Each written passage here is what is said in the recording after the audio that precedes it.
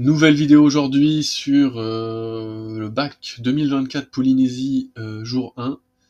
Donc c'est un exo visiblement affirmation, c'est l'exercice 1 et c'est de la géométrie, c'est évident. Je m'appelle Damien, pour ceux qui ne me connaissent pas, j'aide des élèves à booster leurs résultats en maths. Il y en a qui sont passés de 8 à 16. Donc n'hésitez pas à suivre mon accompagnement, s'il y a un lien dans la description pour réserver un appel avec moi. Ça vous permet vraiment de booster vos résultats, de reprendre confiance en vous. Et surtout, si vous aimez les maths, ce serait dommage de vous tirer une balle dans le pied en ne choisissant pas d'être aidé. Voilà. Du coup, c'est parti.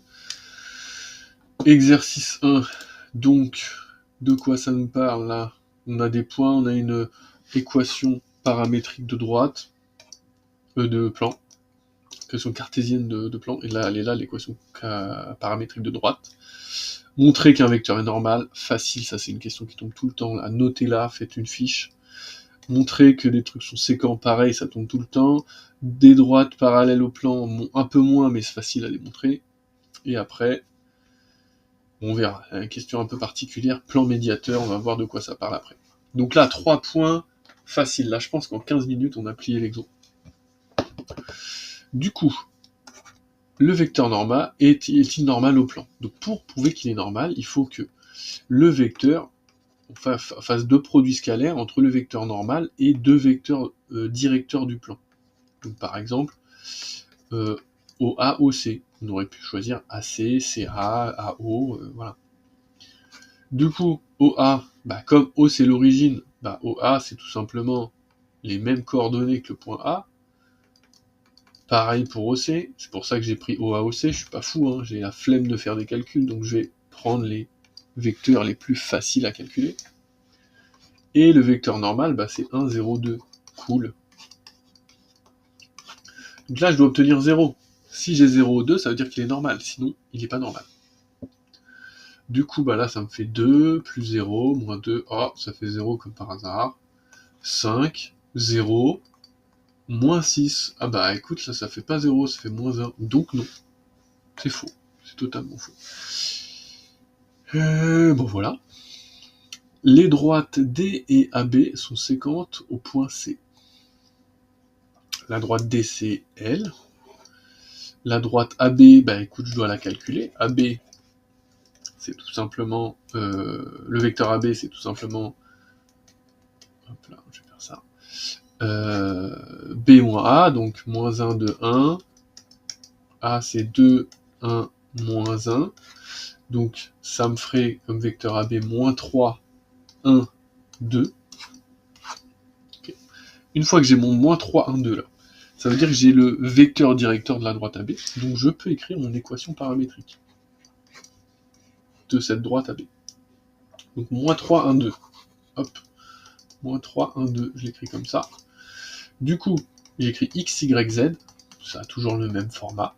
Je mets un point du plan. Je vais choisir le plus facile entre les deux. Bon, ils sont tous les deux moches. Je vais prendre A, parce que c'est le premier qui vient.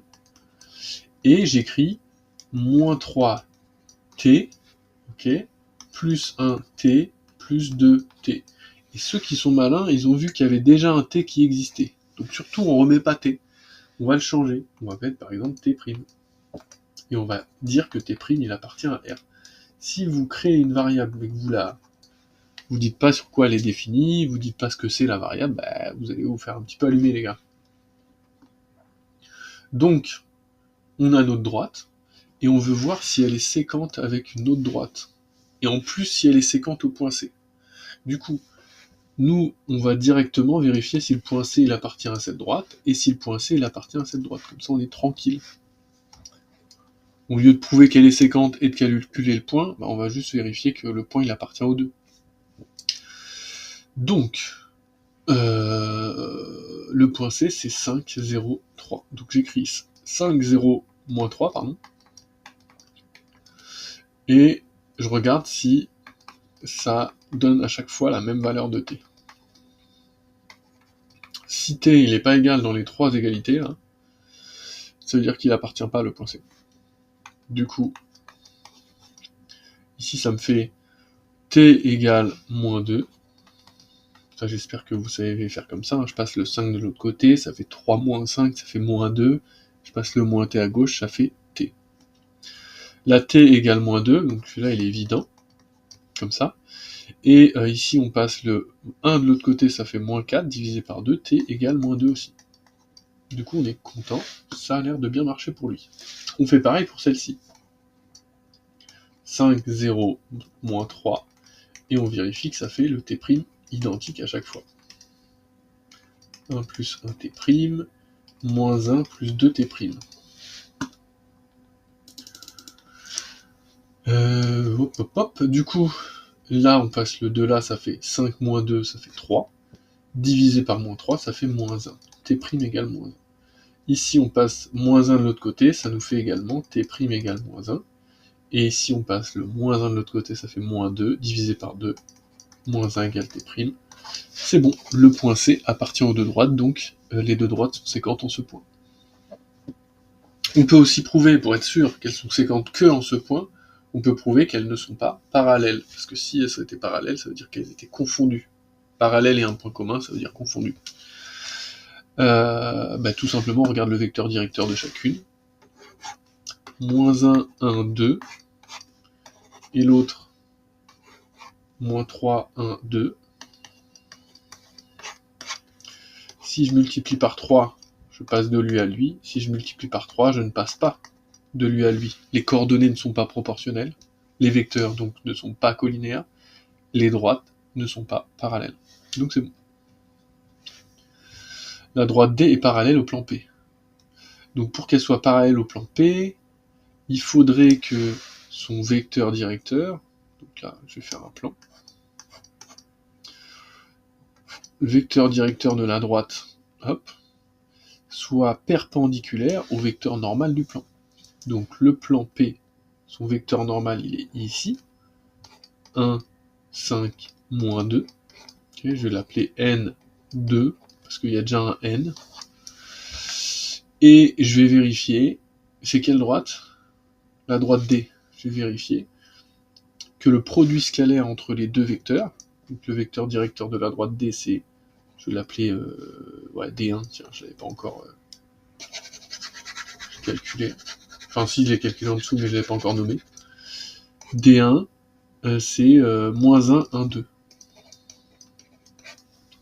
Donc je fais le produit scalaire entre ces deux vecteurs, moins 1, 1, 2, et techniquement, si j'ai 0, ça veut dire qu'elle est parallèle.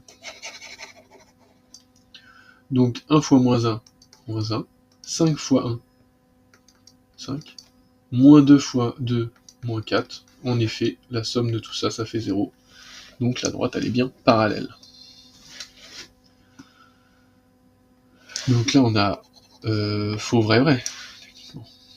Et le plan médiateur du segment BC noté Q a pour équation, ok, d'accord, plan médiateur du segment BC, d'accord. Alors on appelle le plan médiateur d'un segment le plan perpendiculaire à ce segment. Donc ça veut dire que je fais un segment BC, ok, c'est pas une droite, c'est un segment, et on est en perpendiculaire. Donc là je fais un plan comme ça qui est perpendiculaire. Donc il faut que le... Comment il s'appelle?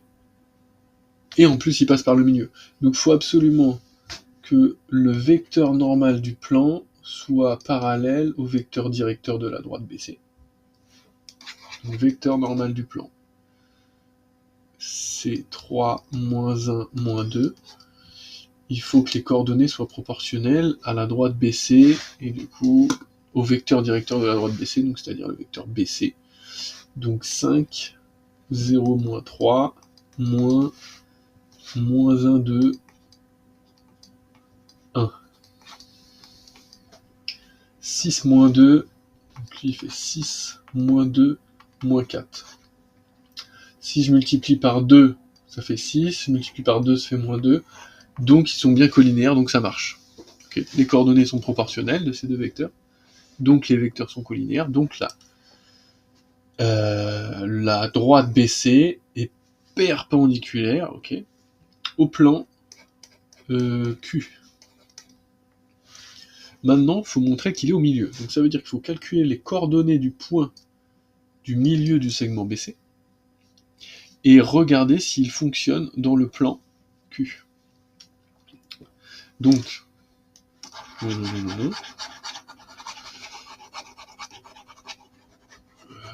va regarder, je fais un petit peu de place. Alors, le milieu de BC, c'est tout simplement, on va l'appeler I, ok. Le milieu I, c'est tout simplement XB plus XC divisé par 2, YB plus YC divisé par 2, ZB plus ZC divisé par 2. XB moins 1 plus 5, ça fait moins 4, divisé par 2, ça fait moins 2. YB 2 plus 0, ça fait 2, divisé par 2, ça fait 1. ZB 1 plus moins 3, ça fait moins 2, divisé par 2, ça fait moins 1. Bon, on a de la chance, en plus tout tombe pile poil. Maintenant, je regarde si ce point I, on va appeler M comme milieu, ce sera encore mieux. M comme milieu, on va voir si M comme milieu, il appartient au plan. Du coup, on remplace ces coordonnées dans les coordonnées du plan, et on voit si ça fait 0. Donc on fait 3 fois moins 2, moins 1, moins 2 fois moins 1, moins 7. Qu'est-ce que ça nous fait? 3 fois moins 2, ça fait moins 6. Moins 1. Ok. Plus 2, moins 7. Ok. Ça nous fait moins 7, moins 7, moins 14, plus 2, moins 12. Non. Le plan est bien perpendiculaire au segment BC, mais il ne passe pas par son milieu, donc il n'est pas un plan médiateur. Voilà, 11 minutes, hein, ce que j'ai dit, moins de 15 minutes, très simple. Voilà, si vous avez des questions sur celui-ci, un petit peu technique, là, le dernier, vous pouvez poser vos questions en commentaire, j'y répondrai personnellement. Et n'hésitez pas à mettre un pouce bleu, ça m'encourage, n'hésitez pas à me suivre, n'hésitez pas à partager vos vidéos, réviser avec vos potes, regardez les vidéos encore et encore, mettez-les en pause, faites les exos en parallèle, et on se dit à bientôt dans une prochaine correction.